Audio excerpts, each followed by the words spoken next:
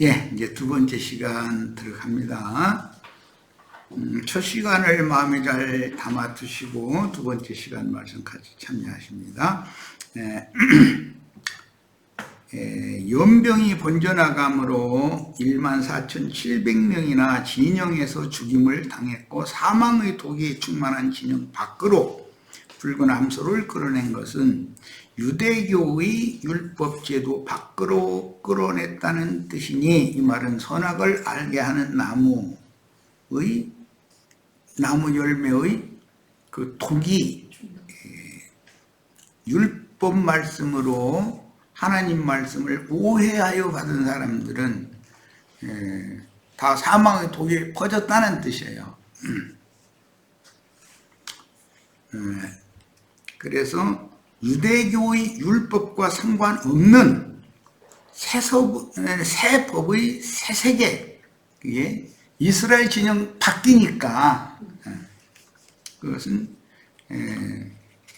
율법 체계 밖에서 붉은 암소가 죽임을 당하고 제물로 드려진다, 그런 뜻이에요. 그리고 대제사장은 지금 아론인데 아론의 후계자인 엘르아살에게 맡겨서 이 제물 처리를 하게 했죠. 아론이 아닌 아론의 후계자인 엘르아살이 손으로 그 희생의 피를, 이제 손가락이라고 그랬는데, 이것은 많은 설명이 필요하지만 하나님의 손가락을 대행하는 손가락이기 때문에 손가락이라는 하나님의 일을 대행한다, 예, 그 말이에요. 그런데 무슨 일을 대행을 하냐면 정결케 하는, 하나님의 불결해진 백성을 정결케 하는 하나님의 일을 수행한다, 대행한다, 그 말이에요. 찍어서 회막 전면을 향해서 7번 뿌리는 것은 율법 체제의 이스라엘 신앙 공동체 밖에서 사망의 독을 제거하는 제사 의식을 행하는 결례라는 뜻이기 때문에, 이것은 먼 훗날 예수님이 유대교 체제 밖에서 오셔서 말씀을 증거하는 것을 상징한다.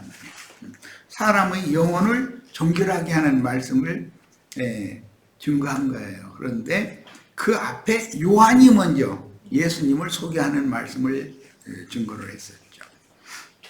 이게 요한과 예수님은 율법과 선지자의 때에서 은혜의 때, 이방인의 때로 전환하는 과도기의 사람들이고, 요한이 전반부, 인자 예수가 후반부, 이렇게 한 다음에는 새 시대가, 이제 성령의 시대가 오는 거예요. 예, 그런 것은 여러 번을 말씀드렸으니까 잘 구분을 하셔야 되겠어요. 자, 이제 이걸 이해를 돕기 위해서 히브리서 9장 13절로 14절을 인용했는데 읽어봅니다. 염소와 황소의 피와, 이건 대속죄절날 제사하는 제물이죠. 1년 1차에 지성소에 제사하는 제물이에요. 및 암송아지의 제로, 이 암송아지의 제는 민수기 19장 여기서 나오는 말씀이죠. 이것은 사망의 독이 퍼져 있는 남은 백성들을 정결하게 하는 제물이다. 근데 이제 이 제라고 하는 것은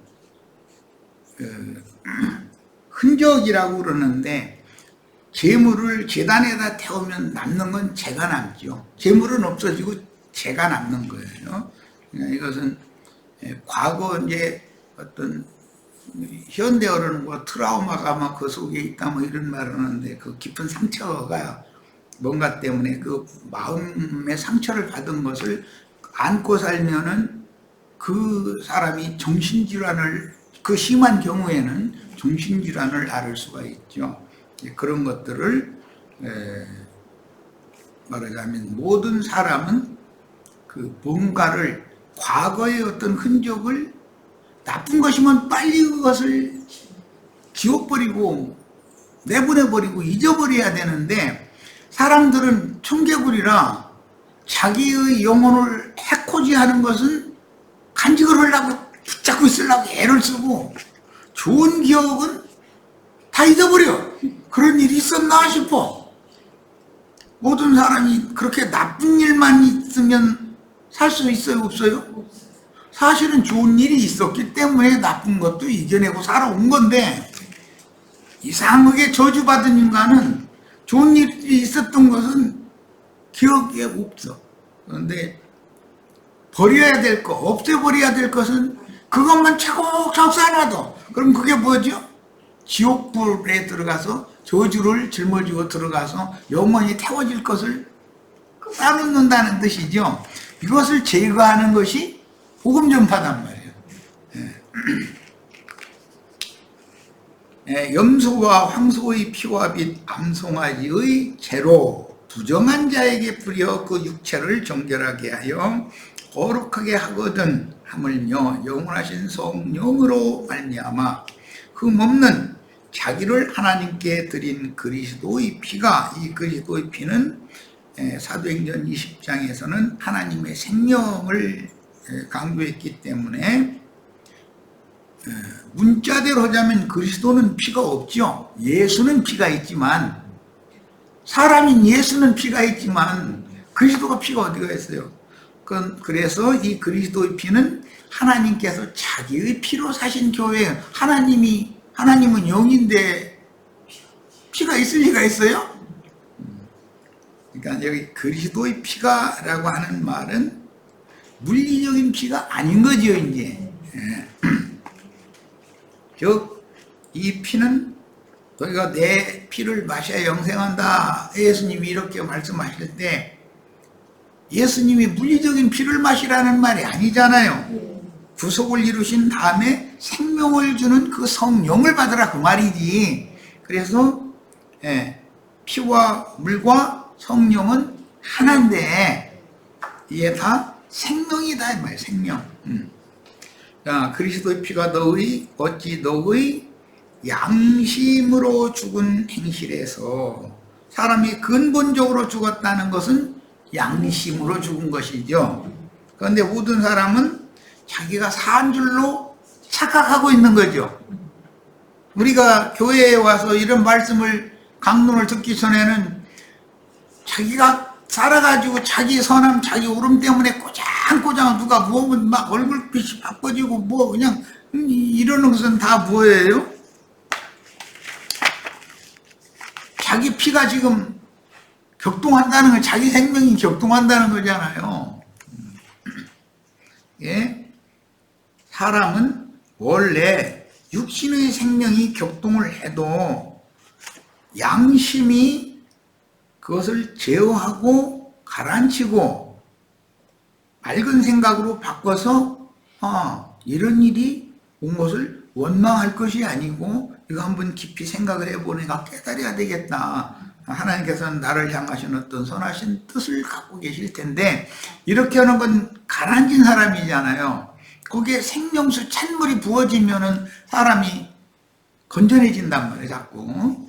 그런데 세상 말로는 욱한다고 이제 이러는데, 그건 피가 갑자기 막 뿜어나오는 그 막 이제 심장 박동이 소리가 들릴 정도로 막 이럴 수도 있죠. 그게 뭐냐, 가인이 동생을 죽일 때, 뭐 물론 이제 계획을 하고서 불러내고 할 때부터도 이제 계획을 했지만, 하나님께서 자기의 재산을 받지 않고 동생의 재산만 받으실 때 속에서 육신의 생각이 욱하고 일어난 거죠. 그러니까 내가 이놈을 가만 놔두나 봐라. 이미 이제 그랬던 거잖아요. 그런 거단 말이에요. 그게 저주의 결과, 그것이 살상으로 이제 났는데, 가인을 죽이는 직분을 대신 죽은 자를 살리는 직분을 하는 것이 아벨 대신해 주신 셋의 후예들, 아브라함, 이삭, 야곱, 요셉을 위시한 12지파의 위임, 사명이잖아요, 그게. 그래서 가인의 길에 행하는 자들과 예수 그리스도의 제자들, 증인들은 당연히 반대편에 쓴다. 예수님과 제자들은 살리는 직분을, 가인의 길에 행하는 발람과 니골라당은 죽이는 직분을 해야 하는 것이란 말이에요. 이제 이런 의미를 영적으로 해석하다면 발람과 니골라당의 제사장 직분이라는 것은 육신의 생각을 격동시키고 천연적인 옛사람의 선한 생각을 자꾸 부추기고 천연적인 옛사람의 옳은 생각을 자꾸 부추기는 거예요. 그리고 자꾸 잘한다 해주면 나중에 정신이 몽롱해져 가지고 이제 변함없이 없는 거예요. 하늘로 품들물 이제 교만해지고 이렇게 만들어서 죽인다는 거예요. 자, 이게 성경 이야기다. 이 말씀에 대해서 이해가 있으셔야 되겠어요. 그러니까 지성소에 들어가서 대제사장이 1년 1차에 구약의 율법 제도에 의해서 염소와 황소의 피를 뿌려가지고 모든 백성들의 지난 1년 동안의 모든 범죄들을 용서받는 그런 모형적인 제사나 붉은 암송아지의 죄를 사망의 도구로 전염된 하나님의 백성들에게 뿌려가지고 죄와 사망의 법칙에서 해방받아서 생명의 성령의 법칙 안으로 돌아오게 하는 이런 사역을 하는 것이 예시가 된 거다. 구약성경에 이렇게 두 가지 제사법이 결국은 양심으로 죽은 사람을 살려놔야만 욱 하는 것을 다스릴 수 있죠. 산 양심이면 다스릴 수 있죠. 그런데 죽은 양심이면 다스릴 방법이 없는 거죠. 죽은 것은 힘이 없잖아요. 죽은 게 무슨 능력이 있어. 그래서 영의 생각이나 육신의 생각을 제어하고 잠재우고 다스려 줄 수가 있는데 영의 생각이라는 것 자체가 즉 옳은 양심, 선한 양심, 깨끗한 양심 자체가 더럽혀져 있고 능력이 없어, 생명력이 없어, 죽어있기 때문에 그런 사람한테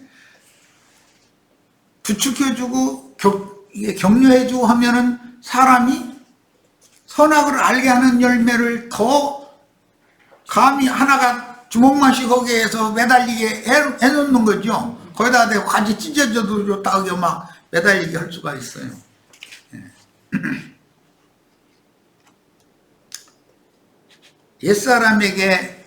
옛사람이 좋아하는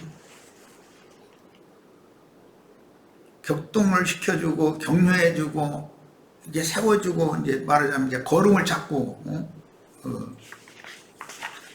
옛사람의 그 저주받은 나무에다가 그 저주받은 나무가 좋아하는 걸음 많이 주면은 열매가 더 옛사람의 열매가 나오겠죠. 당연히 이것이 세상 종교 체계의 카인의 길에 향하는 자들의 신앙세계다. 이것을 완전히 생명의 세계로 전환하는 그런 율법이 오늘 우리가 나누는 말씀이에요. 사망의 독을 해독시키는 말씀이에요. 사망의 권세, 사망의 세력을 없이 한다. 이제 신약에서는 이렇게 표현을 해요. 그러려면 결국 우선 양심을 살린다고 표현하지 않고 살리는 것은 영이라고 표현했죠. 영의 중심 기능이 양심이기 때문에 영의 그 다음 기능이라는 건 영의 생각이라는 말씀도 있어요. 그 영적인 분노도 있죠. 하나님도 노하시잖아요. 영적인 분노도 있어요. 그냥 원수를 향해서 빙글빙글 웃고 가서 굽신거리고 그런 것이 선한 것이 아니죠. 원수에게는 담대하게 맞설 수 있는 것이 그것이 하나님이 생각하는 의고 선이지. 자, 붉은 암송아지의 재 이야기를 좀 살펴봅니다. 붉다는 것은 아담이라는 말은 흙이라는 뜻인데 그냥 흙이 아니라 갈색이나 붉은색 흙이라는 뜻이에요. 갈색이라는 건 거름이 많다는 뜻인 거예요. 붉은색이라는 것은 아직 거름기가 되어 있지 않은 흙이단 말이에요. 이것을 황토라고 그러죠. 그 붉은 황토에다가 씨 뿌리면 결실에서 열매 맺어요, 못 맺어요? 자라다 말고 다 죽어버리죠. 얼마나 단단한지 뿌리 내리지도 못해. 돌보다 더 단단해. 사람이 저주받은 인간의 마음이 그런 황토와 같다 이거예요. 황토밭이다. 거기다가는 이제 푹 썩은 거름길을 갖다 두면 갈색으로, 흙색깔이 갈색으로 바꿔진 땅은 좋은 땅이잖아요. 거기다 씨를 심으면 잘 자라잖아요. 이제 이런 이 색깔이라는 것도 그렇게 이해를 하시면 됩니다. 그래서 붓다는 것은 아담 에서의 이름이 뜻하는 것과 같이 육성을 상징하며, 에서는 털이 많은 자였고 붉은 자였다 이렇게 돼 있죠. 붉은 암송아지는 혈육을 입은 하나님 집의 일꾼들을 대표하신 인자 예수의 그 사역을, 소라는 건 항상 종, 일꾼이라는 뜻입니다. 그런데 이것은 예수 그리스도의 사역을 상징한다. 그 다음에 붉은 암송아지는 하나님의 종으로 위임받고 인류의 저주를 대속하기 위한 제물로 고난받는 인생을 살다가 저주를 당신 자신이 다 체험으로 다 자신에게 짊어지려고 그런 고난을 받은 거죠. 인생을 살다가. 구약의 하나님은 고난받은 적이 없죠. 그러니까 구원하실 수 없는 거 실제로는. 구약의 하나님은 구원자 예수에 대한 모형은 되지만 구약의 하나님은 저주받은 인생을 살아본 적이 없기 때문에 사람을 그 인생의 저주에서, 고난에서 건져줄 수가 없는 거예요. 그걸 구원이라고 그러는데, 저주, 고난에서 건져낸다, 이게 구원이라는 용어인데, 고난받는 인생을 예수님은 살다가 복음을 위해 죽임을 당하신 사람 예수 그리스도와 주님의 위임을 받아 복음을 위해 동일한 길을 간 순교자들의 남은 고난에 대한 비유이다. 예수님은 모든 제자들이 또 받아야 되는 모든 고난을 앞서서 먼저 받으신 것이죠. 그리고 예수님이 모든 고난을 다 끝낸 것이 아니고 제자들이 감당해야 될 몫을 남겨두셨죠. 그런데 이제 세상 교계에서는 예수님의 십자가의 고난이라는 것은 인생이 받을 고난을 다 짊어진 거다 이렇게 가르치는 거예요. 그것은 한면 생각하면 좋은 말일 수도 있지만, 예수님은 제자들에게 고난을 남겨두고 떠나셨어요. 그래서 요한복음 17장에 보면 나는 아버지께로 가오나 저희들은 세상에 남아있을 것이기 때문에 아버지의 진리의 말씀으로 저들을 잘 지켜서 보존하여 주세요. 내가 아버지의 말씀으로 아버지의 일을 충성스럽게 할 수 있었던 것처럼 제자들도 참 진리의 말씀을 지켜서 내가 남겨놓는 일을 저들이 잘 감당할 수 있게 해주세요. 이렇게 기도하시잖아요. 그러니까 예수님 십자가에서 모든 고난을 다 당하셨다고 이렇게 하는 것이, 그게 어떤 면에서는 그게 부분적으로 잘못 오해시킬 소지가 많은 가르침이라는 거죠. 우리 앞에는 구름과 같이 허다한 증인들이 있으며, 증인들은 하나님의 말씀과 예수의 증거로 인하여 목배임을 받은 자들로서 앞서서 가신 주님의 발자취를 따르는 세상에 남겨두신 제자들이 이 생의 고난을 감당하며, 이 고난은 먹고 살기 위한 고난이 아니죠. 사람으로 당하는 고난이 아니에요. 하나님과 하나님 나라를 위하여, 복음을 위하여 당하는 고난을 말하는 거예요. 주님께서 앞에 가신 영광의 길을 따라갔습니다. 주님과 앞서 가신 증인들은 붉은 암소의 흔적을, 이건 제라고 그러죠. 제라는 건 비유단 말이야. 아까 내가 가슴 아팠던 일, 나를 괴롭게 내 영혼을 정신병이 들게 하는 그런 것은 털어내야지요. 자꾸 씻어내고. 그리고 좋았던 일을 많이 간직을 해야 되잖아요. 그러면 사람 밝게 살 수 있는 것이고, 이 머리 이게 휙휙 잘 돌아가니까 성공도 할 수 있는 것이고, 세상에 사는데 적응을 잘 할 수 있으니까. 그런데 우울한 생각, 어둠의 생각에 딱 잡혀가지고 그것만 계속 누적시키면 그게 지옥에 들어가서 영원히 불타는 원인이 된다, 이런 말이야. 그래서 주님과 앞서가신 증인들은 붉은 암소의 흔적을 제로 우리와 후세에게도 남겨서 각자 자기 세대 사람들에게 잿물을 뿌려 사망의 독을 해독하게 하셨으니, 이게 복음 전파죠. 증인들이 사명이에요. 예수님이 이 일을 다 한 게 아니고 제자들에게 맡겼다, 이 말이에요. 제자들이 이어서 하는 거예요. 그 일이, 예수님이 시작한 일이 오늘 우리에게까지 지금 온 거죠.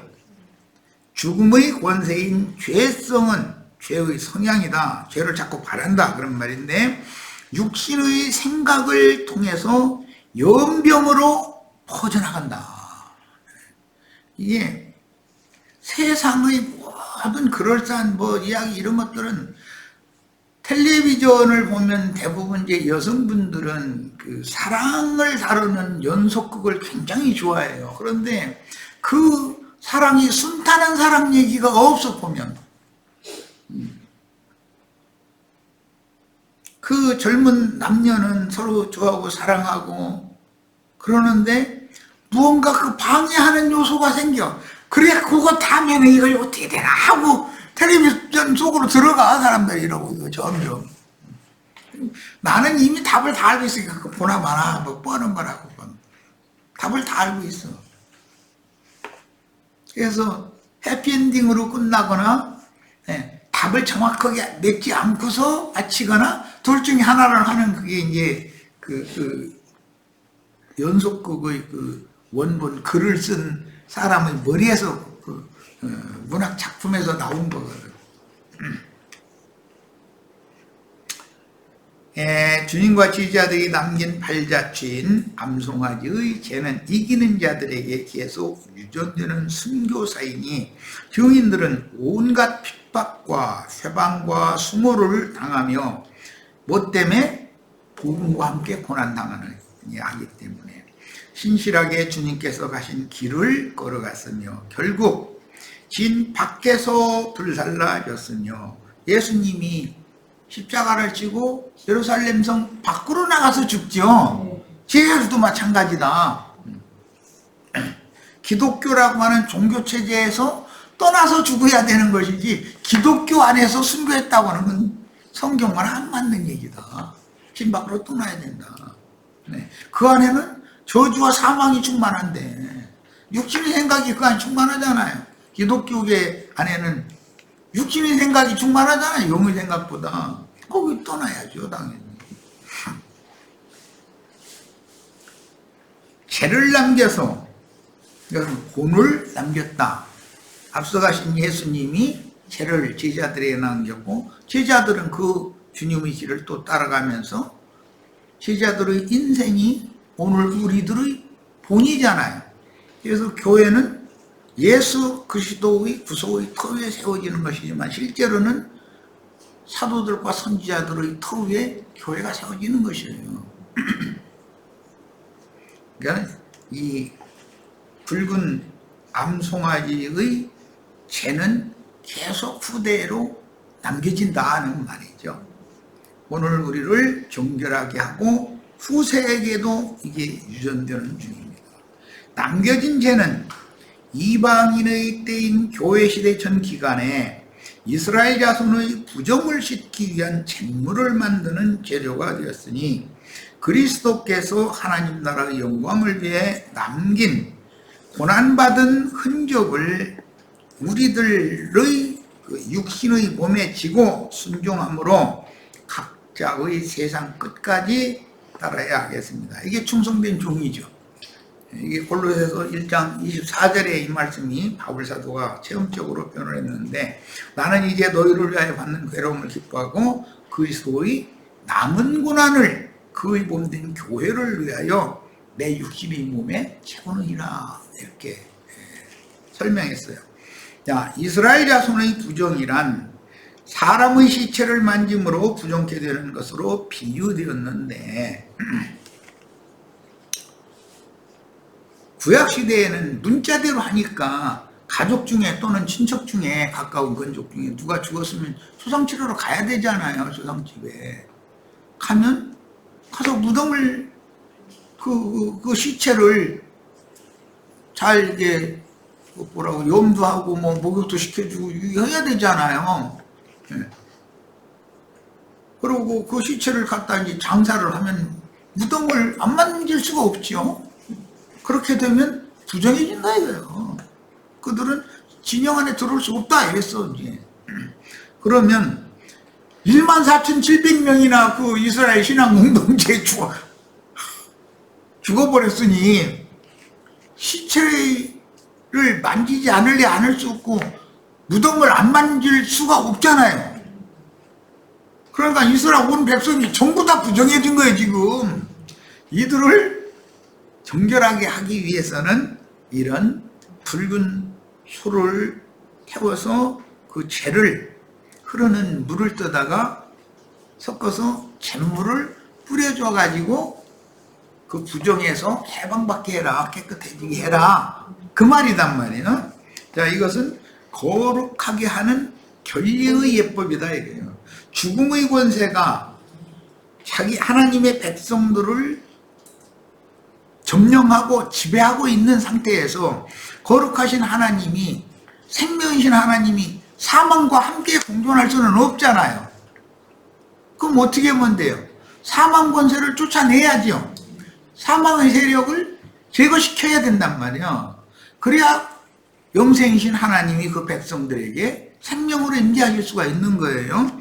그것을 위해서는 이런 특별한, 오늘날 세상의 말로는 특단의 조치가 필요하다. 특단의 조치가. 권력자들이 지 말 안 들으면은 이제 영 말 안 들으면 특단의 조치를 하겠다 이 말은 경찰이 나쁜 데 풀어가지고 다 잡아다가 뭐 감옥에 보내겠다 이제 그런 말을 할 때 이렇게 특단의 조치를 한다 이렇게 말하는데, 하나님도 이런 상태에서는 특단의 조치를 할 수밖에 없는 거다 이거예요. 이스라엘 진영 전체가 다 사망이 횡행하고 사망의 독이, 즉 말하면 모든 백성들이 육신의 생각이 말끔하게 씻어지지를 않았어. 14,700명 죽고 나도 그래도 그렇지. 그래도 너무한 거 아니야? 몇 명이 모이면 쑥덕쑥덕 하고 이게 계속 그러는 거예요. 이건 다 죽잖아 이제. 그럼 다 죽여야 되잖아. 그러니까 본보기로 죽인 14,700명. 그런데 그들이 가서 죽었으니까 동족이고 친척들이고 가족이면 다 무덤 수야하고 다 하는데 사망을 다 만졌다 이 말이에요. 그것은 하나의 표상이고, 신약의 영적 적용으로 말하자면 성당이나 예배당에 가서 사망의 독을 퍼뜨리는, 즉 뱀, 사탄의 사자들의 입에서 나오는 말을 받아서 먹고 마셨다 이 말이에요. 그러면 사망의 독을 퍼뜨리는 자를 제거시켜야 되고, 사망의 독이 퍼져가지고 전염시키는 자를 제거시켜야 되잖아요. 그 제거된 자들이 14,700명인데 그래도 사망의 독은 남아있는 거다. 사람의 영혼이라는 것을 뭔가 좋은 기억은 안 남겨놓으려고 그래. 시간 지난 다음에 나 인생에 좋은 일이 한 번도 없었어. 좋은 일이 한 번도 없었으면 벌써 죽었지. 그 사람이 무슨 재주로 여태까지 살아있겠어. 기억하지 말아야 될 것은 그렇게 기억을 잘해. 10년 전에도 이렇게 하지 않았냐. 예.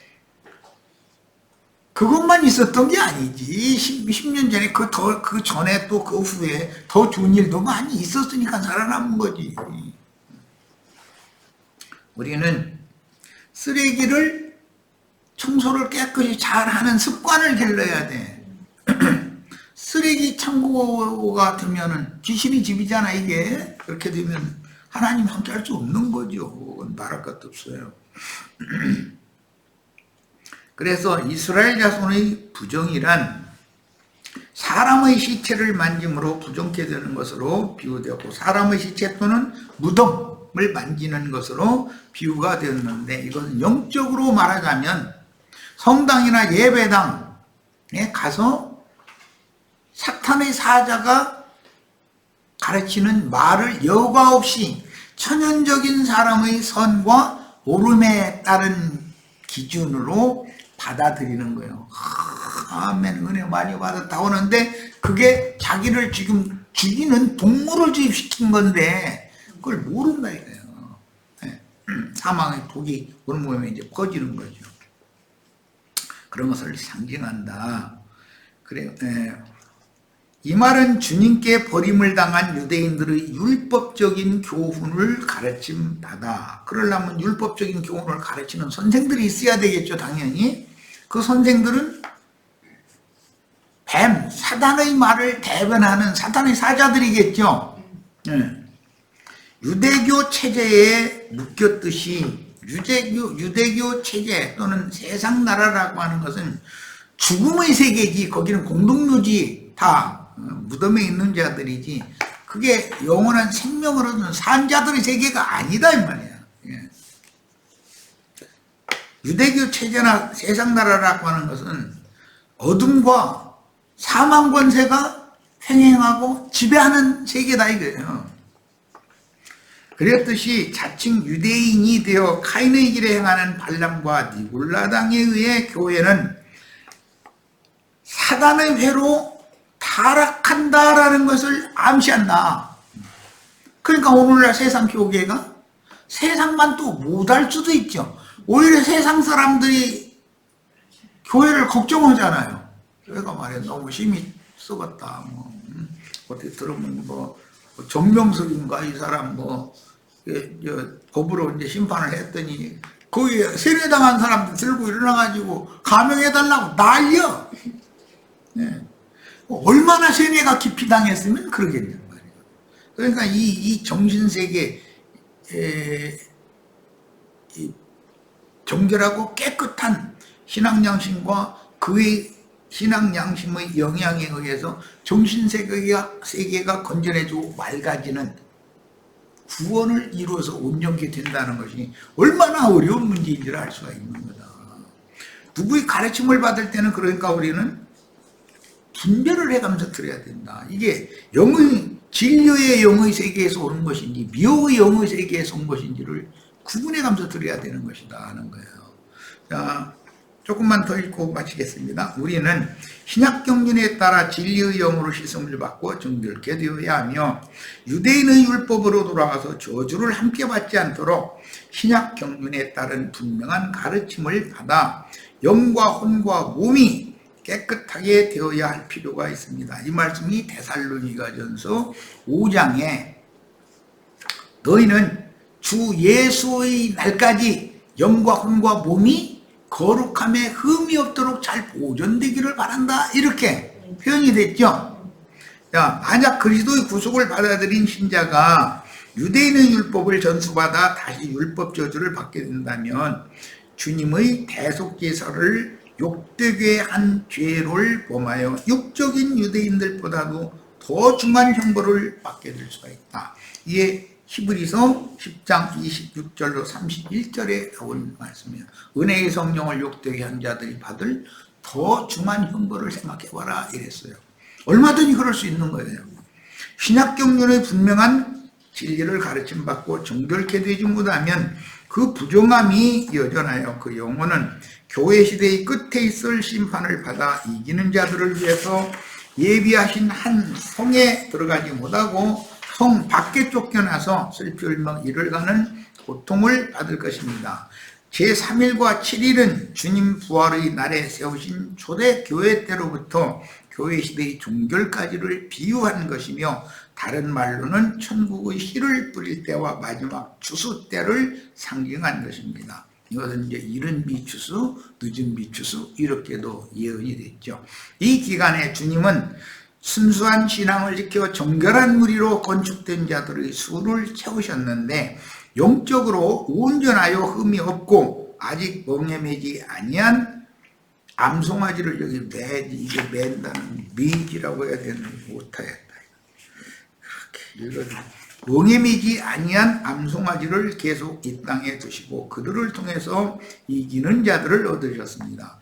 온전하여 흠이 없는 자들은 그 입에 거짓말이 없으며 사단의 회인 자칭 유대인들 위에 세워진 금송아지로 쓰임받은 적이 없는, 멍에 맨 적이 없다라는 것은 율법 종교 사역을 한 적이 없는 그 말이에요. 순수한 그릇들이니 신약 경륜에 따른 복음 진리로 보장된다는 것은 성경의 모든 말씀을 조문의 율법에 따라 해석하지 않고 영과 생명의 말씀으로 재해석하여 믿음으로 받아들인다는 뜻입니다. 자, 오늘은 여기까지 말씀 나누고 2번 항목부터는 다음 시간에 말씀을 더 나누도록 하겠습니다. 자, 오늘 집회 모두 마칩니다.